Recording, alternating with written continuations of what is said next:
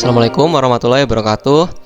Halo anak-anak, kita ketemu lagi ya. Nah, di part ini saya akan menjelaskan tentang penyajian himpunan. Nah, jadi di sini seperti lainnya misalnya makanan. Nah, makanan kan juga ada cara penyajiannya. Ada yang pakai gelas, ada yang pakai piring. Nah, di sini himpunan pun juga disajikan. Jadi ada penyajiannya. Nah, cara menyajikan himpunan itu nanti ada 3 cara. Nah, cara yang pertama itu dengan cara mendaftar anggotanya atau menyebutkan anggotanya. Misalnya, kita mau menjelaskan himpunan A. Nah, himpunan A bisa kita daftar anggotanya. Himpunan A itu ada 1, 2, 3, 4, 5, 6, 7. Dan menuliskan himpunan itu ada aturannya ya. Nama himpunan itu dinamai sebagai ini, huruf kapital. Nah, terus ada sama dengannya. Terus ada kurung kurawal. Jadi ditulis dalam kurung kurawal. Jadi kalau misalnya kurungnya bukan kurawal, misalnya kurung seperti ini atau ini, nah itu nanti tidak benar ya, tidak dibenarkan. Jadi harus dalam kurung kurawal. Jadi kita cukup mendaftar anggotanya. Nah, misalnya seperti ini ya. Atau misalnya kita mau menyebutkan ini juga bisa. Misalnya di sini ada Surabaya, Solo, Semarang, terus Samarinda. Nah, kita cukup mendaftar anggotanya saja. Jadi disebutkan anggotanya. Oke, contoh lain mungkin ini B 2, 3, 5. Nah, ini adalah cara pertama ya. Jadi langsung disebutkan. Kalau misalnya ada kelompok siswa kelas 7A, nah langsung disebutkan kelompoknya. Di sana ada apa saja anggotanya. Nah, ada Budi, Anton, Dimas, Kevin, Markus. Nah, misalnya seperti itu ya. Jadi langsung disebutkan di sini. Oke, terus sekarang cara yang kedua adalah mendeskripsikan sifat yang dimiliki anggotanya. Contohnya kita ini yang B. Jadi seperti kayak menebak, kita harus bisa menebak ini apa gitu. Misalnya B, Surabaya, Solo, Semarang, Samarinda dan seterusnya. Di sini kan awalnya selalu huruf S ya. Oh, berarti B itu adalah himpunan kota di Indonesia yang diawali huruf S. Atau di sini misalnya D. Di sini ada Kevin Sanjaya, Anthony Ginting. Anak-anak tahu ini enggak? Gracia Poli. Gracia Poli, Jonathan Christie, terus siapa lagi? Hendra Setiawan, Ahsan, dan lainnya. Ini kira-kira apa? Di sini kita bisa menebak apa kalau D itu anggotanya ini. Nah, kalau yang tahu ya, ini adalah himpunan atlet badminton Indonesia. Nah, jadi ada Kevin Sanjaya, Anthony Ginting, langsung disebutkan. Nah, kalau dengan mendeskripsikan ya seperti itu kata-kata yang barusan saya pakai, kumpulan kota di Indonesia yang diawali huruf S. Nah, coba ya di sini contohnya saya ngambil dari yang ini, yang A sama B. Nah, di sini kalau A ini apa kira-kira? Ada 1, 2, 3, 4, 5, 6, 7. Kira-kira apa dia? Bilangan apa? Nah, A bisa kita deskripsikan seperti ini.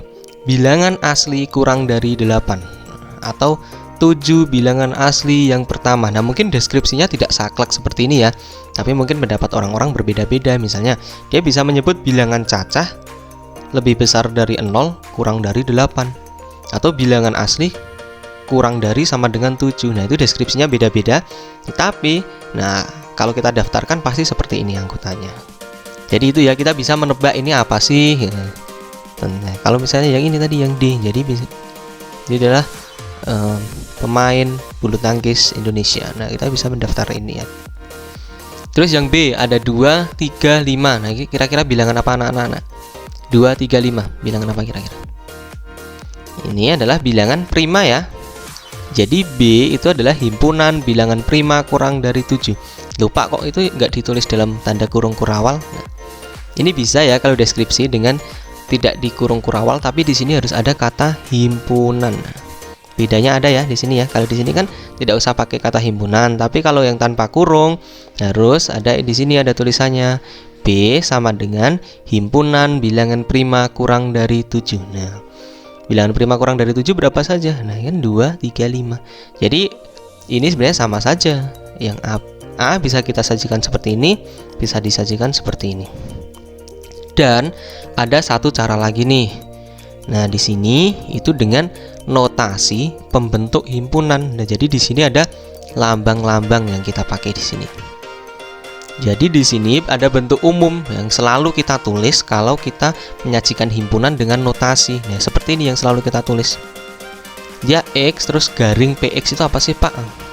Nah, di sini X ini kita bisa membaca ini. X yang mana? Nah, di sini PX ya. Nah, X itu mewakili anggota himpunan. Jadi di sini ada X di sini X semua. Ini dia mewakili anggotanya. Ya, ada X1, X2, X3. Dan PX itu adalah syarat yang harus dipenuhi supaya X-nya itu menjadi anggota himpunan tersebut. Nah, contohnya kita perhatikan yang A tadi ya. Saya tulis lagi. A itu ada 1, 2, 3, 4, 5, 6, 7. Nah, ini kira-kira apa dia? Dia kan bilangan asli kurang dari 8 ya. Oh, berarti di sini anggotanya itu X itu kurang dari 8. Nah, intinya di sini anak-anak, kalau kita sudah tahu ini ada lambangnya dia lebih besar, kurang dari, di antara. Nah, udah enak ini di sini, tinggal kita masukkan dalam bentuk umum. Oh, berarti kalau dalam notasi itu adalah A. Nah, ini yang selalu kita tulis tuh ini. X yang mana? Nah, PX itu yang ini. Nah, X kurang dari 8. Nah, kita taruh di sini. Nah, X yang mana? X kurang dari 8. Tapi kalau cuma X kurang dari 8 tentu tidak cukup ya. Karena di sini nanti kurang dari 8 bisa kita nyebutin 0. Bisa nyebutin negatif 1, negatif 2. Oh, berarti harus ada syaratnya lagi. Berarti dia X itu apa? Anggota. Nah, yang ini lambang anggota atau elemen itu nah dimasukkan di sini. Elemen bilangan apa? Bilangan asli. Nah, kalau dengan notasi seperti itu ya anak-anak ya, kita harus tahu dulu oh ini bilangan yang bagaimana. Oh, dia X-nya kurang dari 8. Atau bisa juga di sini nyebutinnya di sini. X kurang dari sama dengan 7. Nah, kalau kurang dari sama dengan 7 kan ini 7-nya nanti ikut ya, karena ada sama dengannya di sini. Nah, jadi itu ya 3 cara untuk menyajikan himpunan. Tentu kalau dengan ini kalau dengan mendaftar anggotanya, kalau anggotanya banyak ya ini ya apa ya lebih ribet ya, nanti pasti banyak banget di sini. Apalagi kalau nama-namanya beda. Misalnya B itu adalah siswa kelas 7B misalnya. Nah, di situ kalau ada 32 siswa dengan mendaftar anggotanya banyak banget. Tapi mungkin dengan deskripsi langsung lebih praktis gitu ya. Oke, jadi tergantung ini konteksnya apa. Yuk kita latihan soal supaya lebih paham ya. Nah, di sini tulislah anggota dari himpunan berikut. Nah, A itu bilangan asli kurang dari 6. Nah, berapa anak-anak bilangan asli kurang dari 6?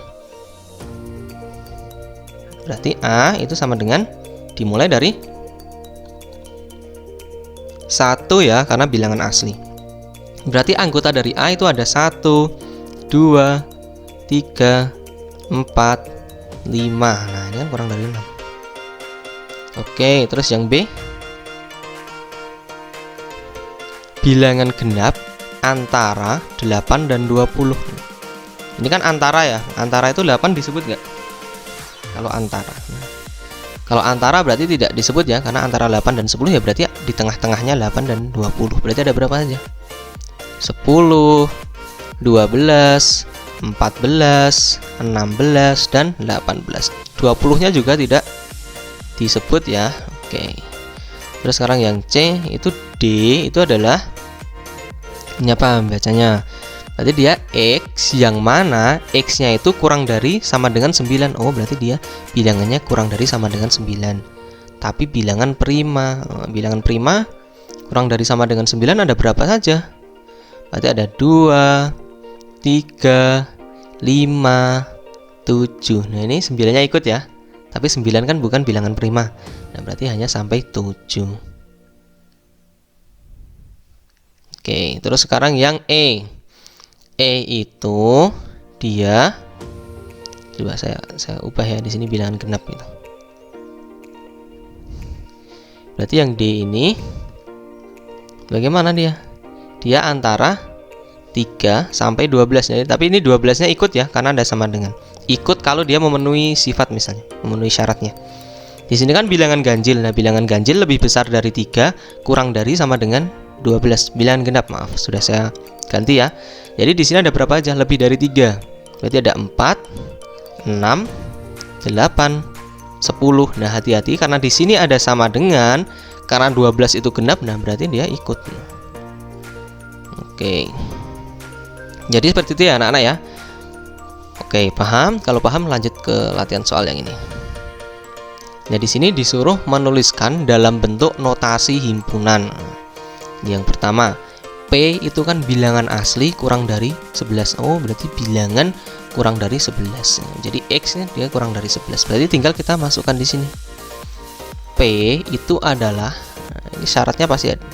Bentuk umumnya kan ini, X yang mana? Nah, ini kita masukkan ke sini. Nah, X yang mana? X itu kurang dari 11. Nah, X-nya apa? Nah, X-nya anggota bilangan asli. Nah. Oke, terus sekarang yang B. Q itu anggotanya 2, 3, 5, 7, 11. Itu apa kira-kira? Bilangan apa? Bilangan yang kurang dari, nah, kita sebut dulu. Bisa 12, bisa. Gitu ya, tergantung di sini bilangan apa dulu. Di sini kan bilangan prima ya, bilangan prima kurang dari 13 gitu misalnya. Oh, berarti di sini tinggal masukkan di sini. Berarti X yang mana? X itu kurang dari 13. Tapi kurang dari 13 nanti 1 disebut kalau di sini tidak ada syarat lagi. Oh, berarti dia X-nya itu harus anggota bilangan prima. Nah, kalau ini jelas. Oke, paham ya? Terus yang C. M itu bilangan ganjil antara 9 dan 18. Oh, di sini berarti yang ini itu X ya anggotanya, dia di antara 9 dan 18. Lambangnya terus gimana Pak kalau di antara? Nah, kalau di antara tuh seperti ini, tinggal cukup ininya. Nah, ini namanya di antara ya. X itu di antara 9 dan 18. Nah, jadi udah ketemu ya di sini ya. Intinya di sini. Nah, udah ketemu. Nah, kalau udah ketemu seperti ini enak, tinggal kita salin di notasi himpunan. Berarti X yang mana? Nah, ini kita salin ke sini. Nah, salin ke sini. Nah, 9. Nah, X 18. Jadi ini namanya X itu di antara 9 dan 18 kalau dalam matematika seperti ini. Nah, kita taruh di sini. Nah, terus harus yang bagaimana dia? Nah, X itu anggota atau elemen dari bilangan ganjil. Nah, pasti nanti kita nyebutnya bagaimana kalau ini? Nanti ada 11, terus 13, 15, 17. Nah, paham ya anak-anak ya? Nah, untuk part selanjutnya saya akan bahas tentang ini, kardinalitas, himpunan kosong, himpunan semesta, sama himpunan yang sama. Jadi untuk bagian ini saya menjelaskan tentang cara menyajikan himpunan. Nah, kebanyakan kesulitan di ini yang notasi. Tapi kalau kalian sudah memahami, oh intinya tuh ini loh, bentuk umumnya tuh ini loh. Yang ini kan selalu kita tulis ya, X yang mana, X yang mana, X yang mana, ini kan selalu ditulis. Intinya di sini kalian bisa membedakan ini bilangan apa di sini. Makanya pengetahuan kalian tentang bilangan harus benar-benar paham ya. Nah, kalau udah ketemu, oh ini kurang dari 13, nah tinggal aja taruh di sini tengah-tengahnya ini. Oh, ini di antara, taruh di sini. Nah, terus harus ada syarat lagi. X dia anggota bilangan apa dia? Nah, bilangan asli, prima, cacah, genap, ganjil, bilangan asli, bilangan bulat. Nah, itu harus kalian ketahui ya, dipahami banget. Oke, itu saja yang saya jelaskan. Semoga bermanfaat. Tetap semangat ya dalam belajar. Saya akhiri. Wassalamualaikum warahmatullahi wabarakatuh.